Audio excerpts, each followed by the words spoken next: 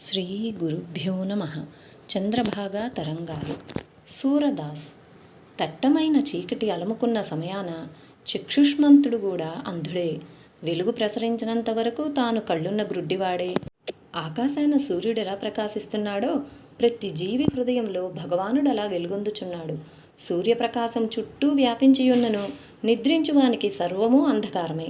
ప్రకాశం ఉన్నను వస్తుదర్శనం జరగాలంటే తాను కళ్ళు తెరవాలి. భగవానుడు హృదయంలో ప్రకాశించుచున్నను జ్ఞానాంధుడు దర్శించలేడు. అజ్ఞాన కనురెప్పలచే మూతబడి ఉన్న తన విజ్ఞాన దృష్టి విశ్వనాథుని దర్శించలేదు. విచక్షణా ప్రేరితుడై భగవానుని దర్శించడానికి ప్రయత్నించిన వానికి సత్యము కరతలామలకము. అతి నిద్రాలోలుడు తొందరగా మేల్కొనలేడు.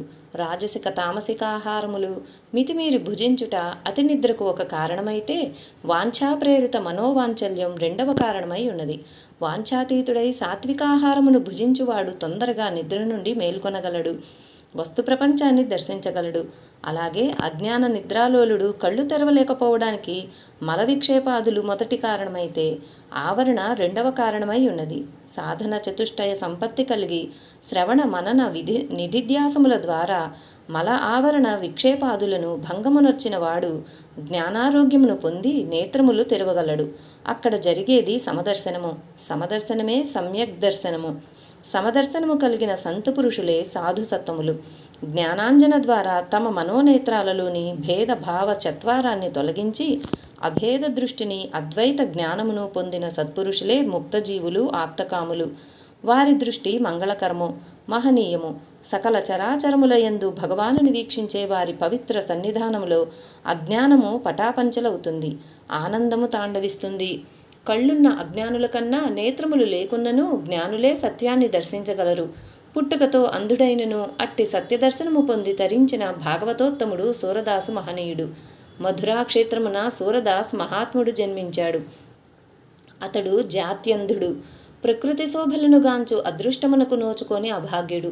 పుట్టుకతోనే ప్రపంచమును వీక్షించు దృష్టిని కోల్పోయిన సూరదాసు పరమాత్మను దర్శించు జ్ఞాననేత్రమును వెంటనిడుకొని జన్మించాడు. పువ్వు పుట్టగనే పరిమళమును వెదజల్లునట్లు బాల్యముననే సూరదాసులో జనించిన భక్తి కుసుమము సదాచార పరిమళాన్ని వెదజల్లింది. నిండు చంద్రుని పండు వెన్నెలను చూసి ఆనందించు అవకాశము అరణ్యానికి లేనట్లు సూరదాసులోని ఆధ్యాత్మిక చింతనా సౌరభాన్ని ఆఘ్రాణించు సంస్కారము తాను జన్మించిన కుటుంబ సభ్యులకు లోపించింది.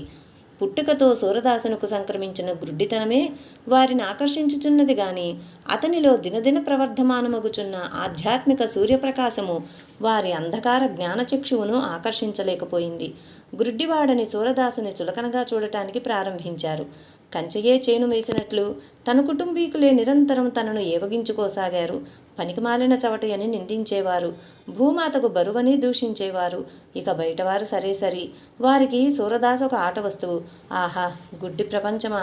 పుట్టుకలో ఒక వ్యక్తికి ప్రాప్తించిన గ్రుడ్డితనాన్ని అర్థం చేసుకుని సానుభూతి చూపలేక కళ్ళున్న సమాజమంతా ఒక్కసారి అంధత్వాన్ని ఆపాదించుకుంది.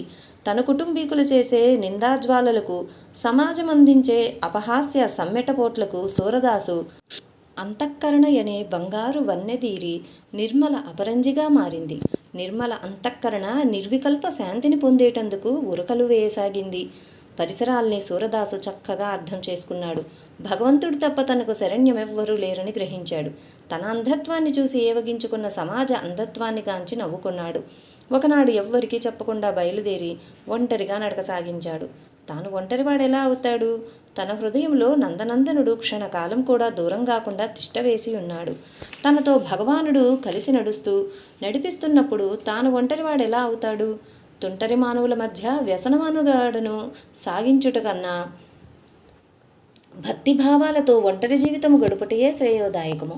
దిక్కులు తెలియనివాడుగా జన్మించిన సూరదాసు ఇప్పుడు దిక్కులేని వాడయ్యాడు. బలహీనులకు బలము, ధనహీనులకు ధనము, జనహీనులకు జనము, అనాథులకు నాథుడు ఆ పరంధాముడేనని భావించిన సూరదాసు మెల్లగా గోకులధామం సమీపించాలని బయలుదేరాడు. ఒక గ్రామ పొలిమేరలో ఆగాడు. కదల్లేక కూర్చుండిపోయాడు. గ్రామ పెద్ద ఒకరు ఆ దారిని వెళుతూ సూరదాసును చూశారు. సూరదాసు ప్రసన్నవదనం అతన్ని ఆకర్షించింది.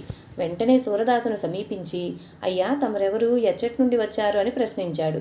నాయనా, ఎవరో ఎవరికి ఎరుక, అది తెలిసిన వాడొక్కడే, అతడు నేను కాదు. కానీ అతని కారుణ్యమే నా మనుగడకు కారణము అని జవాబిచ్చాడు. సూరదాస్ భావగర్భిత పలుకులు అతని మనస్సులో సంచలనాన్ని కలిగించాయి, హృదయాన్ని స్పందింపజేశాయి. బుద్ధిలో ఆసక్తి వృద్ధి చెందుచుండా, మహాత్మా, మీరు మహానుభావుల వలె కనపట్టుచున్నారు. తమరి నివాస స్థానమేది? ఎక్కడి నుండి వచ్చారు? ఎంతవరకు మీ ప్రయాణము అని గ్రామ పెద్ద ప్రశ్నించాడు. సూరదాసు మహాత్ముడు చిరునవ్వు నవ్వి, నాయనా, ఎక్కడి నుండి వచ్చారని అడుగుతున్నావు? నీవు అడుగుచున్నదెవరిని? పాంచభౌతికమైన ఈ శరీరము మలినపూరితమైన తల్లి గర్భం నుండి వచ్చింది. నేత్రాలు దారి తప్పి మధ్యలోనే అదృశ్యమయ్యాయి. మనస్సంటావా? అది మాయ నుండి వచ్చింది. ఇక నేనంటానా? నేను పుట్టేవాడిని గనుక గిట్టే ప్రసక్తే లేదు. ఇక నీవడిగిన తరువాత ప్రశ్న, నా ప్రయాణం ఎంతవరకని. అయితే విను. ఏది తెలుసుకున్న తర్వాత మరొకటి తెలుసుకున్ననవసరం లేదో అట్టి పుణ్యధామాన్ని చేరడానికే నా ప్రయాణము, ప్రయత్నము. సత్యనాథుని పాదములే నా నివాస స్థానము అని భాషిస్తాడు. గ్రామ పెద్ద మనస్సు చైతన్యవంతమైనది. హృదయం ఆనందంతో ఉరకలు వేయసాగింది. ఆ మహాత్ముని దివ్యవాణి ప్రభావంతో కనువిప్పు కలిగింది. శరీరము గగురుపాటు చెందింది. తన బ్రతుకుబాటకు మార్గగామి లభించినట్లయింది. వెంటనే చేతులు జోడించి నమస్కరిస్తూ, మహాత్మా, మీరు సామాన్యులు గారు. మీలో కనిపించే వైరాగ్యము, మీ ముఖతః వెలువడే అమృత భావ పరంపరలు, మీలో గోచరించే భక్తి పారవస్యం నన్ను పిచ్చివాణ్ణి చేస్తున్నాయి. మీకు సేవ చేసి తరించే మహద్భాగ్యాన్ని నాకు ప్రసాదించండి. మీ అడుగుజాడల్లో నా బ్రతుకును సరిచేసుకునే దివ్యావకాశాన్ని అనుగ్రహించండి. మీరు మా గ్రామంలోనే స్థిరపడి మమ్మ కృతార్థులను చేయండి అని సూరదాసు పాదాలపై బడి భోరున ఏడుస్తాడు. సూరదాస్ ఆంతర్యంలో చెలరేగే వైరాగ్య జ్వాలకు బాహ్యంలో అనువైన ఏకాంతవాసం లభించింది. సదా హరినామ సంకీర్తనయందు మనస్సు లగ్నం కాసాగింది. భగవద్దర్శనార్థం చిత్తం పరుగులు తీయసాగింది. కంటిపై రెప్పవాలదు, భుజించుటకు నాలుక ఇచ్చగించదు. నిరంతరం భగవద్వియోగ దుఃఖాన్ని అనుభవిస్తూ సూరదాసు కన్నీరు కార్చేవాడు. కిందపడి దొర్లేవాడు, చేతులు జోడించి ప్రార్థించేవాడు, లేదా కాష్టమౌనం దాల్చి రాతి బండలా నిశ్చేష్టుడై పడి ఉండేవాడు. తన హృదయంలో పొంగి పొరలే ఆవేదనంతా కీర్తన రూపంలో గానం చేసేవాడు. మా విషాదగాథను మేమెవరితో విన్నవించుకోవాలి? మానసిక వ్యధ నన్ను కృంగదీసింది. ఆంతర్యంలో నా హృదయం కుంపటిలా రగులుకుంటున్నది. ఇంటిలో ఉన్నా కానలకేగిన రాత్రింబవళ్ళు నేను ఆవేదననే అనుభవిస్తున్నాను. నాలో తరచుగా గాలుల్ని దోలి యమునలో దూకి మనశ్శాంతి నొందమని నా బాధ నన్ను ప్రేరేపిస్తున్నది. పుండరీకాక్షుడైన శ్యామసుందరుని వదిలి ఎలా జీవించాలి అని సూరదాసు విలపిస్తూ గానం చేశాడు. సూరదాసు అంతఃకరణ భగవత్ సందర్శనానికి పరితపించు అట్టి శుభముహూర్తాన శుద్ధాద్వైత వైష్ణవ సిద్ధాంత మూల పురుషులకు వల్లభాచార్యుల వారు తీర్థయాత్రలు చేయుచు సూరదాసు ఉన్న ప్రాంతమునకు అరుదించారు. మహాత్ముడైన వల్లభాచార్యుల వారిని దర్శించవలయునని సూరదాసుకు కోరిక జనించింది. వెంటనే బయలుదేరి వల్లభాచార్యుల వారి సన్నిధానం చేరి వారి పాదములకు సాష్టాంగ నమస్కారం చేశాడు. వల్లభాచార్యుల వారి పాదస్పర్శనే సూరదాసులోని భక్తి బీజం వీర్యవంతమై ఆనందవృక్షముగా మారింది. అమృత ఫలము అందించుటకు సిద్ధంగా ఉంది. సూరదాస్ భక్తి శ్రద్ధలు వల్లభాచార్యుల వారికి అవగతమయ్యాయి. రాధాకృష్ణ ప్రేమతత్వాన్ని గూర్చి సూరదాసుకు బోధించారు. రాధాకృష్ణ లీలామాధుర్యమునందలి ఆధ్యాత్మిక రహస్యాలను ఎరుకపరచారు. సూరదాస్ ఆనందమునకు అవధులు చిక్కలేదు. తనకు మంత్రదీక్షను సంగి అనుగ్రహించారు వల్లభాచార్యులు. సూరదాసులో అప్పటి నుండి ఒక దివ్య పరిణామం పొడసూపసాగింది. అత్యద్భుతంగా అతని నుండి కవిత్వం కదలసాగింది. రాధాకృష్ణుల దివ్యలీలను గూర్చి గానం చేయనారంభించాడు. ఆ కీర్తనలే సూరసాగర్ అను పేరుతో ప్రాచుర్యము నొందినవి. సూరదాస్ మహాశయుడు 1,00,000 గీతములు వ్రాసినట్లు ప్రసిద్ధి. ప్రస్తుతం 8,000 మాత్రమే మిగిలి ఉన్నట్లు, తక్కినవి కాలగర్భంలో కలిసిపోయినట్లు తెలియచున్నది. భాగవతమునందలి భక్తితత్వాన్ని, నిగూఢ ఆధ్యాత్మిక రహస్యాల్ని సూరసాగర్ నందు వర్ణించడం జరిగింది. ప్రతి సన్నివేశము పాఠకుల కనుల ముందు ప్రదర్శించబడినట్లే చిత్రించడం సూరదాసు యొక్క ప్రత్యేక ప్రతిభా వైశిష్ట్యం. మనోహర సన్నివేశ వైచిత్యం వెనుక నిగూఢ ఆధ్యాత్మిక రహస్యములను దాచేయించుట వారి అద్భుత రచనా విలాసము. సూరసాగర్ నందలి ఒక ఆణిముత్యమును దర్శించి చర్చించి ఆనందించదముగాక. భక్తుని హృదయంలో భగవంతుని కొరకు చెలరేగిన పరితాపము భగవద్దర్శనముతోనే తీరాలనే భావాన్ని రాధాకృష్ణుల ప్రణయగాథ ద్వారా సూరదాస్ ఎంత మనోరంజకముగా చిత్రించాడో తెలుసుకుందాం. రాధ ఒకనాడు చెలికత్తెలతో కలిసి క్రీడిస్తున్నది. కొన్ని క్షణాలు రాధ కనిపించలేదు. చెలులంతా రాధ కొరకు అన్వేషణ జరిపారు. ఒక వృక్షఛాయలో స్పృహలేకపడి ఉన్న రాధను చూశారు. భీతి చెందారు. ఏదో సర్పము కాటు వేసి ఉంటుందని గ్రహించారు. పరుగెత్తుకుంటూ వెళ్ళి రాధ తల్లి అయిన సునైనాదేవితో, అమ్మా, మీ బిడ్డ అయిన రాధను కృష్ణసర్పం కాటు వేసిందని చెప్పారు. సునైనాదేవి శరీరం కంపిస్తున్నది, నేత్రముల వెంట అశ్రుధారలు గాలుచున్నవి, కంఠం గద్గదమగుచున్నది, భోరునే ఏడవసాగింది. ఆమె బాధను చూసి ఒక వృద్ధుడు, అమ్మా సునైనాదేవి, ఆపదను చింతిస్తూ నీ మనసు అల్లాడిపోతున్నదే గాని ఆపద నుండి బయటపడు పర్యవసానమును ఆలోచించలేకపోతున్నది. కృష్ణసర్పం కాటు వేసి ఉంటుందని రాధ చెలికత్తెల అనుమానం. దానికి విరుగుడు వేయాలి. అది కృష్ణునికే సాధ్యం. అతన్నికు తొందరగా పిలిపించాలి అంటూ సలహా ఇస్తాడు. ఆ మాటలు వినిన సునైనాదేవి, త్వరగా వెళ్ళి నందకిశోరుని తీసుకొని రండి, త్వరగా వెళ్ళండి, నా బిడ్డకు ఏ ఆపద సంభవించనున్నదో అని విలపిస్తుంది. ఒక గోపబాలుడు వెంటనే వెళ్ళి యశోదామాతతో, అమ్మా, రాధను కృష్ణసర్పం కాటు వేసిందట. నీవు శ్రీకృష్ణుని తొందరగా రాధ చెంతకు పంపాలి. శ్రీకృష్ణుని మించిన మంత్రవైద్యుడు మన వ్రజభూమిలో లేడు. మీరు ఆలస్యం చేస్తే రాధ జీవితానికే ముప్పు వాటిల్లగలదు అని తెలియజేస్తాడు. ఈ వార్త విని యశోద మందహాసవదనురాలైందని సూరదాస్ అభివర్ణిస్తాడు. రాధను కరిచిన కృష్ణసర్పం తన కన్నయ్యేనని యశోద గ్రహించినదట. తనకు తెలియకనే కృష్ణయ్య మంత్రశాస్త్రంలో ఇంత ప్రావీణ్యం ఎప్పుడు సంపాదించాడా అని పరిహాసంగా ఆశ్చర్యపోతుందట. ఆడుకుంటున్న శ్రీకృష్ణుని పిలిచి, నాయనా కన్నయ్య, రాధను కృష్ణసర్పం కాటు వేసిందట, పాపం, ఏం అపాయం జరుగుతుందో వెళ్ళి రక్షించు అని శ్రీకృష్ణుని వైపు నవ్వుతూ వెటకారంగా చూసిందట యశోదామాత. శ్రీకృష్ణుడు వెంటనే రాధయున్న స్థలానికి పరుగెత్తుకుంటూ వచ్చాడు. రాధను చూశాడు. కృష్ణుడు వచ్చాడన్న వార్త రాధ చెవిని పడింది. హృదయం ఆనందంతో నిండిపోయింది. ఆనంద పారవస్యంలో నేత్రాల వెంట అశ్రుధారలు రాలుతున్నాయి. శరీరం కంపిస్తున్నది. ఈ లక్షణాలన్నీ చూసిన సునైనాదేవికి భయం అధికమైంది. కృష్ణ, నా రాధను రక్షించు, నేను నీకు రుణగ్రస్తురాలనై ఉంటాను అని దుఃఖించింది. రాధ యథార్థ స్థితిని గ్రహించిన శ్యామసుందరుడు లోలోన ముసిముసి నవ్వులు నవ్వుకుంటూ రాధను సమీపించాడు. మంత్రోచ్చారణ చేయుచున్నట్లు ఊరుకున్న పెదవులను అనవసరంగా కదిలించుతున్నాడు. తన అమృత హస్తముతో రాధ శరీరాన్ని స్పృశించాడు. అంతే, వ్యాధిగాని వ్యాధి నుండి రాధ బయటపడింది. బాధగాని బాధ నుండి విముక్తి పొందింది. నిద్ర నుండి లేచినట్లు లేచింది. పరిస్థితి అర్థం కానట్లు ప్రశ్నల పరంపరలు గుమ్మరించి విషయ అవగాహన చేసుకుంటున్నది. రాధా, శ్యామసుందరుని దయచేతనే ఈనాడు నీవు రక్షించబడ్డావు అని అప్రయత్నంగా సునయనాదేవి అన్నదట. రాధ కృతజ్ఞతతో శ్రీకృష్ణుని వైపు చూసిందని సూరదాసు సూరసాగర్ నందు అపూర్వంగా చిత్రీకరించాడు. సూరసాగర్ నందు చిత్రీకరించబడిన ఈ సంఘటనలో ప్రేమోల్లాస తరంగాలు, వెటకారపు శిల్పాలు, భావపూరిత విన్యాసాలు సౌందర్యోపాసకులను వెర్రివాళ్లను చేస్తాయి.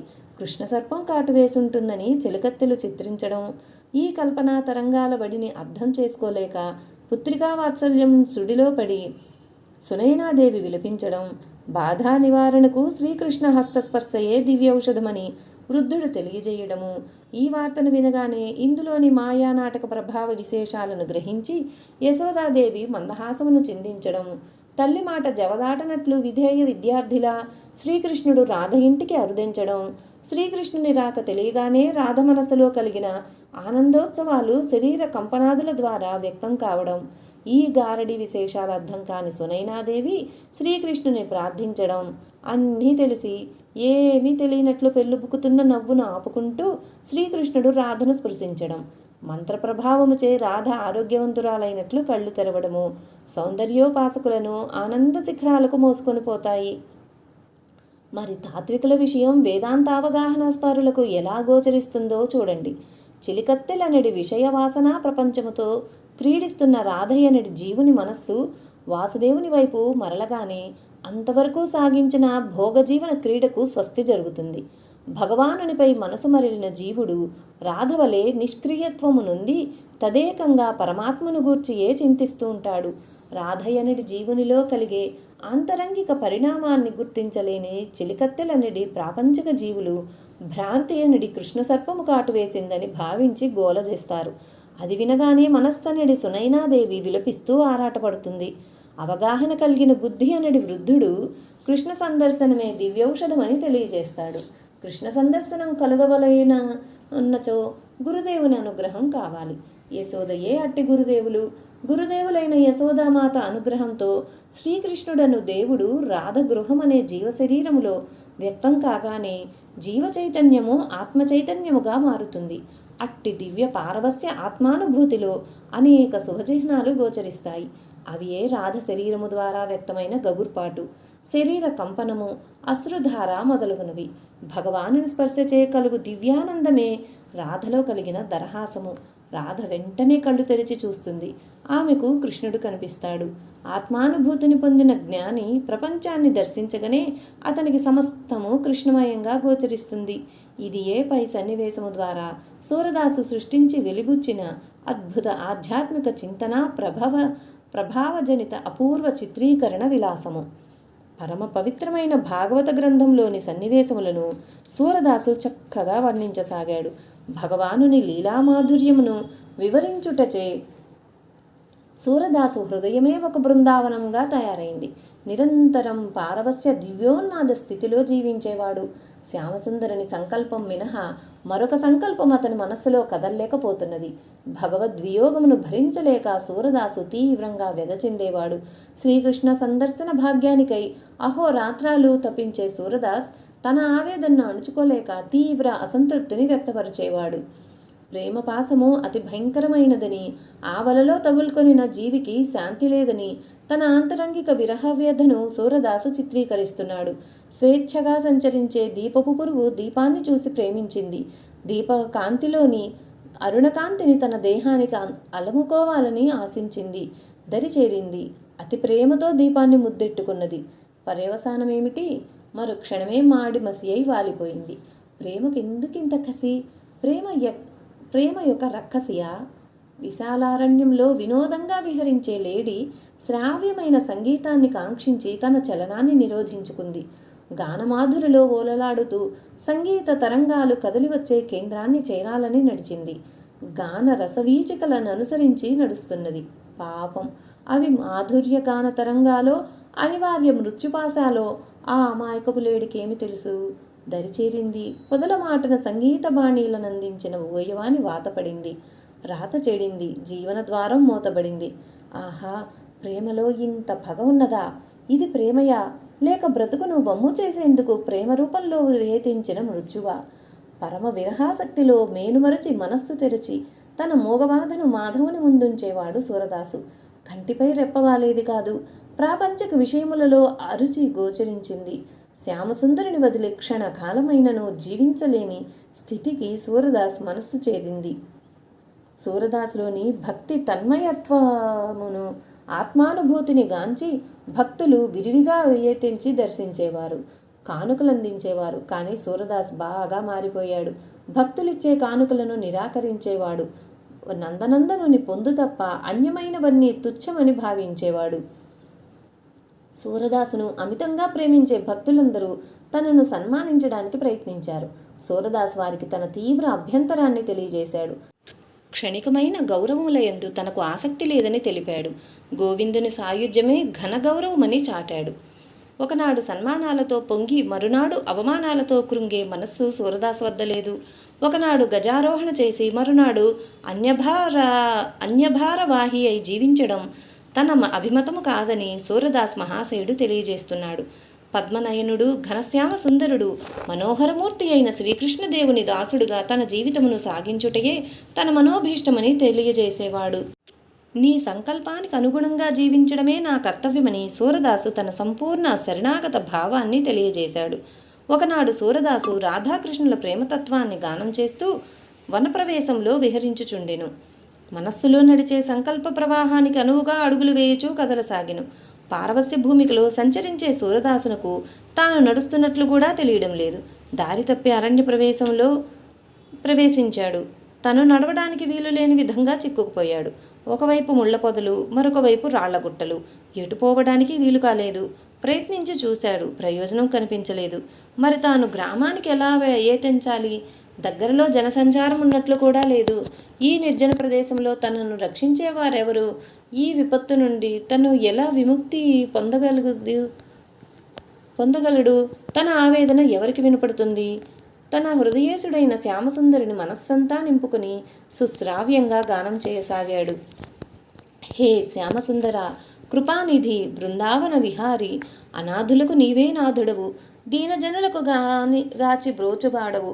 నిన్ను శరణు జొచ్చిన భక్తులనెందరినో నీవు గాచితివని బ్రోచితివని రుజువులున్నవి.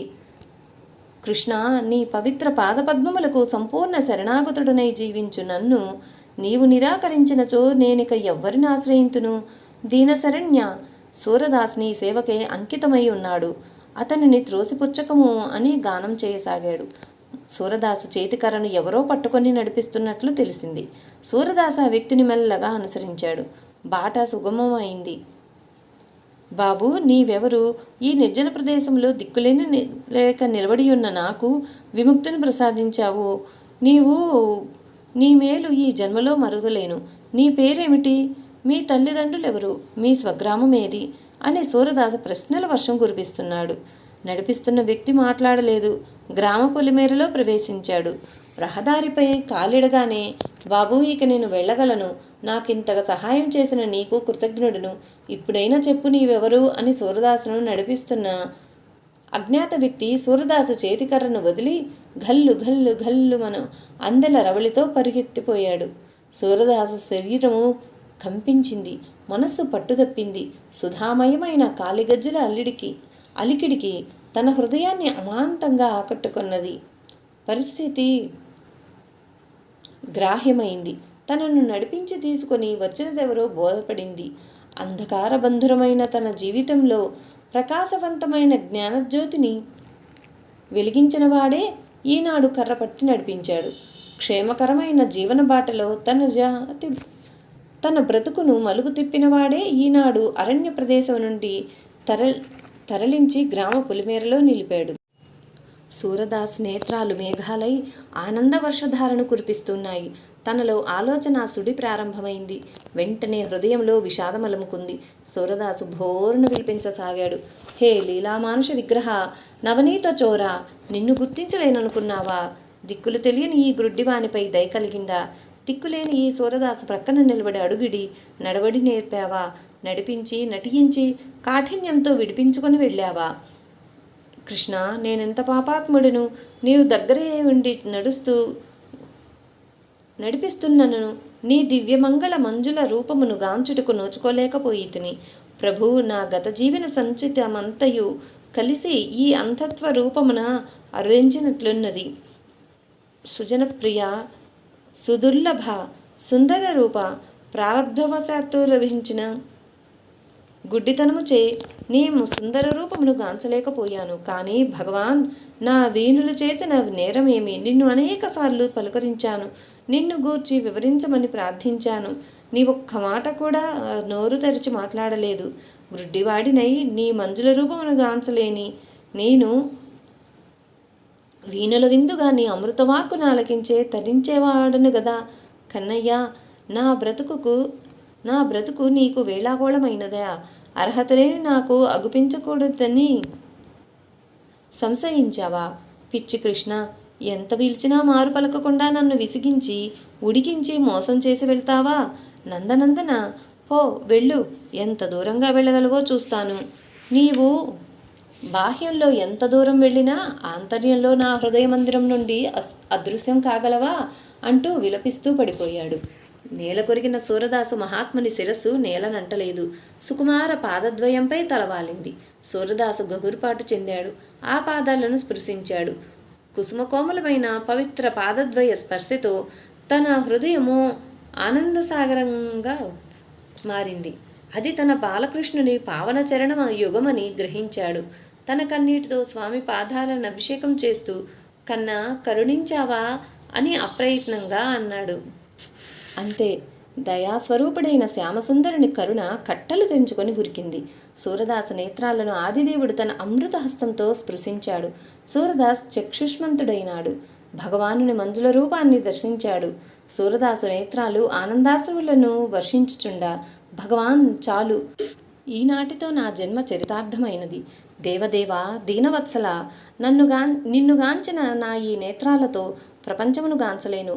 నా నేత్రాలకు మళ్ళీ అంధత్వాన్ని ప్రసాదించు అని బాలకృష్ణుని సూరదాసు ప్రార్థించాడు. వాసుదేవుడు మందహాసమును చిందించాడు. లీలామానుష విగ్రహుని దరహాసమును గాంచి ఆంతర్యంలో ఆనందం అనుభవిస్తూ సూరదాస్ అంతర్ముఖుడయ్యాడు. వెంటనే ఆయన నేత్రదృష్టి కూడా వెనుతిరిగి హృదయేశుని వైపు నడిచి అంతర్లీనమైంది. భగవానుని దివ్య దర్శనంతో సూరదాసునిలో వినూత్న పరిణామం గోచరించింది. సదా భగవన్నామ సంకీర్తనమందు కాలం గడిపేవాడు. నిరంతరం రాధాకృష్ణుల సమరలీలను గానం చేస్తూ పరవశించిపోయేవాడు. సూరదాస్ భక్తి పరుళాలు నలువైపులా వ్యాపించాయి. భక్తులు విరివిగా ఆకర్షించబడ్డాడు. సూరదాస్ మహితాత్ముడిని కీర్తించసాగారు.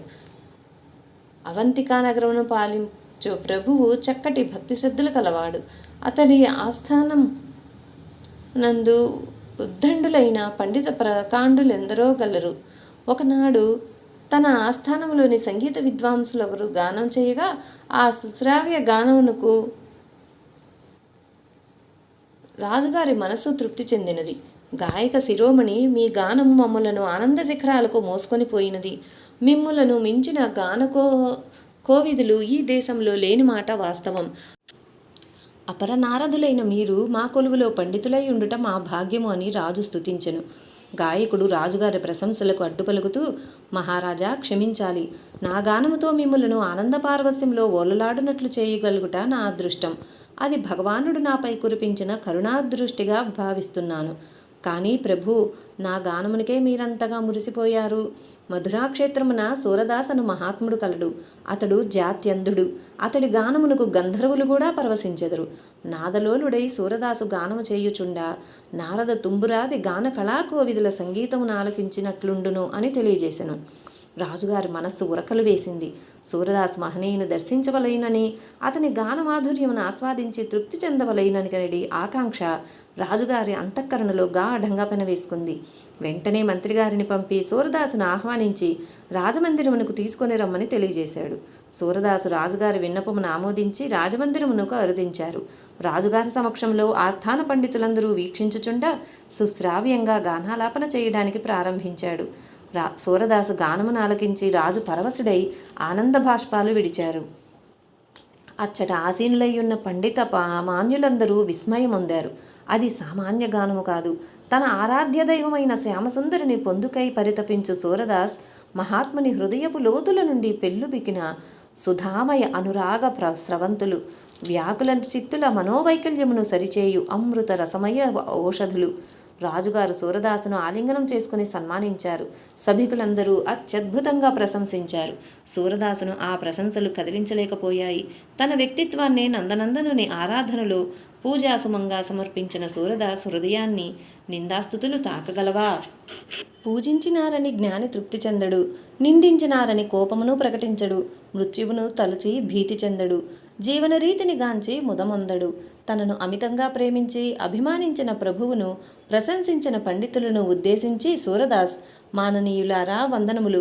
నా నుండి వ్యక్తమయ్యే ప్రతిభ ఏదైనను అది బాలకృష్ణుని వైశిష్ట్యమే.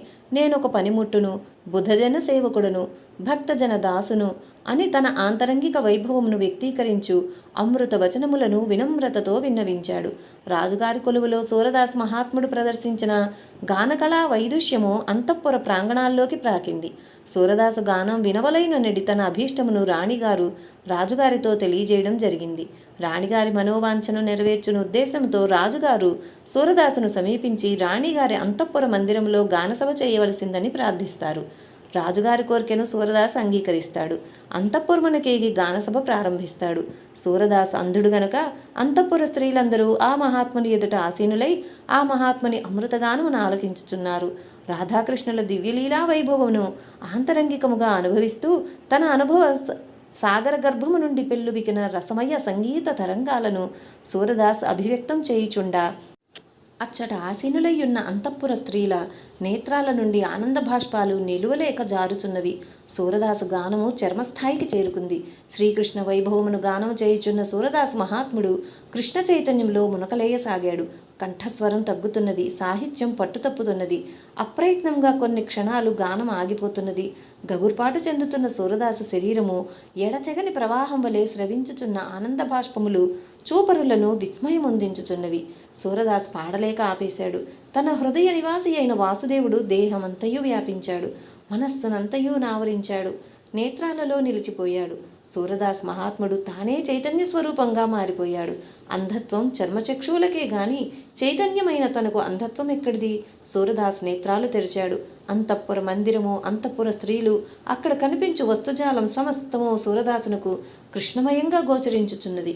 అంతఃపుర పరిచారక ఒక పాత్రలో పాలు తీసుకుని వచ్చి సూరదాసు ముందుంచసాగింది. సూరదాసు ఆవిడను గాంచి, కృష్ణ, నా కొరకు క్షీరమును తెచ్చావా? క్షీరసాగర శయన, నీ అనుభూతిలో ఓలలాడే నాకు ఇక క్షీరము యొక్క అవసరమేమున్నది అని పలికాడు. అంతఃపుర స్త్రీలు దిగ్భ్రాంతి చెందారు. ఏమిటి, సూరదాస్ అంధుడు కాడా? ఎంత మోసం జరిగిపోయింది అని అప్రయత్నంగా అన్నారు. సూరదాస్ మందహాసమును చిందిస్తూ, కృష్ణ, ప్రపంచంలో వెలుతురు లేదు, నీలో చీకటి ఉండదు, నిన్ను దర్శించిన వానికి అంధత్వం లేదు, నిన్ను మరచిన వారికి దృష్టియూ లేదు, అంతయు కృష్ణమయమయ్యుండా అజ్ఞానమెచ్చటున్నది, అంధత్వం ఎందుకుంటుంది అంటూ నేల కొరిగాడు. అంతే, అయిపోయింది. సూరదాసు చైతన్యం కృష్ణ చైతన్యంలో లీనమైంది. చూపరులందరూ దిగ్భ్రాంతి చెందారు. కన్నీరు కార్చుచూ సూరదాసు పాదాలపై పడ్డారు. చూపు లేకున్నను అత్యుత్తమ బాటలో నడిచిన ఆ మహాత్ముని పాదపద్మములను శిరమున ధరించారు. అతని పాదములు నడిచిన బాటలో తమ అడుగులు వేయు శక్తిని, భక్తిని ప్రసాదించమని ప్రణమిల్లి ప్రార్థించారు. సూరదాస్ అమరరత్నము, సూరసాగర్ అమృత భాండము. ఓం శ్రీ ఆశ్రిత కల్పద్రుమాయ నమః. జై శ్రీకృష్ణ.